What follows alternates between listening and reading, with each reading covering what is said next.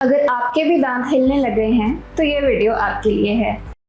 Hello, I am doctor Harkirat और आज हम बात करेंगे टूथ मोबिलिटी के बारे में। मतलब आपके दांत हिलने शुरू हो जाते हैं, जो कि एक बहुत बड़ी समस्या का कारण है क्योंकि सभी को अपने दांतों की चिंता होती है। अब इसके मुख्य कारण क्या हैं? सबसे पहला कारण है प्लाक या फिर कैलकुलस आपके दांतों पर डिपॉजिट हो जाना। इसमें क्या होता है कि जो आपके प्लाक या डिपॉजिट्स हैं वो आपके दांतों के ऊपर जमा हो जाते हैं, जिसकी वजह से दांतों की पकड़ हड्डी के साथ कमज़ोर हो जाती है। दूसरा कारण है कि जब आपके दांतों पे चोट लग जाती है। चोट लगने के कारण क्या होता है कि आपके दांतों की हड्डी के साथ मजबूती जो होती है वो कम हो जाती है क्योंकि वहाँ इंजरी आ जाती है। तीसरा रीज़न हमारा आता है दांतों का सड़ना, जिसे हम केरीज बोलते हैं। इसमें हमारे दांतों की मजबूती जो होती है वो कम हो जाती है क्योंकि हमारे दांत ब्रिटल हो जाते हैं। उसकी वजह से हमारे दांतों की पकड़ जो होती है वो भी कम हो जाती है और हमारे दांत हिलना शुरू हो जाते हैं, और ये बहुत ही कॉमन रीज़न है हमारे दांतों की मोबिलिटी का। चौथा रीज़न हमारा आता है एज की वजह से। एज की वजह से आपके दांतों की जो मजबूती है वो भी कम होती है और आपकी हड्डी जो है वो भी नीचे जानी शुरू हो जाती है, जिसकी वजह से हड्डी के दांतों में पकड़ भी कम हो जाती है। अब इसके लिए आपको करना क्या चाहिए? इसके लिए आपको सबसे पहले तो अपने डेंटिस्ट के पास विजिट करना चाहिए।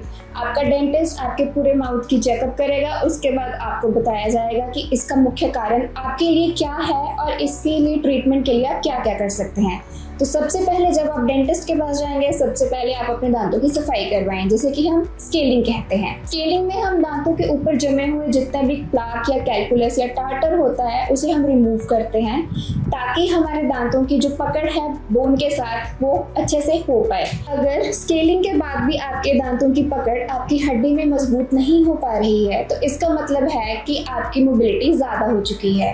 अगर तो आपकी ग्रेड 1 मोबिलिटी है, जिसमें कि आपके दांत सिर्फ 1 या 2 mm तक हिलते हैं, तो उसे हम ग्रेड 1 मोबिलिटी कहते हैं। इसे आप खुद भी चेक कर सकते हैं। आपने अपनी उंगली से आपके दांतों को हिला के देखना है। अगर तो 1 से 2 mm मोबिलिटी है तो उसे ग्रेड 1 में करेंगे। अगर उससे ज़्यादा है तो फिर आपको आगे के ट्रीटमेंट में जाना पड़ सकता है, जिसमें दूसरा हमारा ट्रीटमेंट आता है स्प्लिंटिंग का। स्प्लिंटिंग में हम एक तार को दांतों के अंदर की साइड, मतलब आपकी जीभ वाली साइड पे सभी दांतों की तरफ लगा देते हैं और दांत जो हैं वो एक साथ जो है वो कंबाइन हो जाते हैं। तो इसमें जितना भी लोड है वो सभी दांतों की तरफ आता है, एक सिंगल दांत पे नहीं आता है।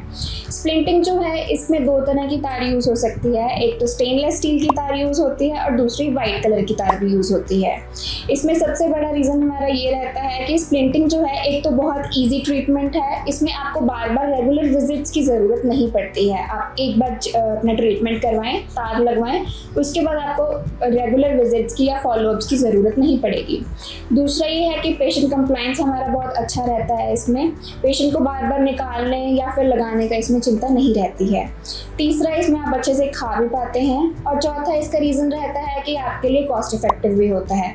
स्प्लिंटिंग की आपको कॉस्ट लगभग 2500 से 3000 से ज़्यादा नहीं आती है। इसके अंदर अंदर सारा ट्रीटमेंट आपका स्प्लिंटिंग का हो जाता है। इसके बाद अगर आपको नेक्स्ट फर्दर स्प्लिंटिंग की जगह कोई और ऑप्शन चाहिए तो इसमें हम कैप्स की भी ऑप्शंस देते हैं।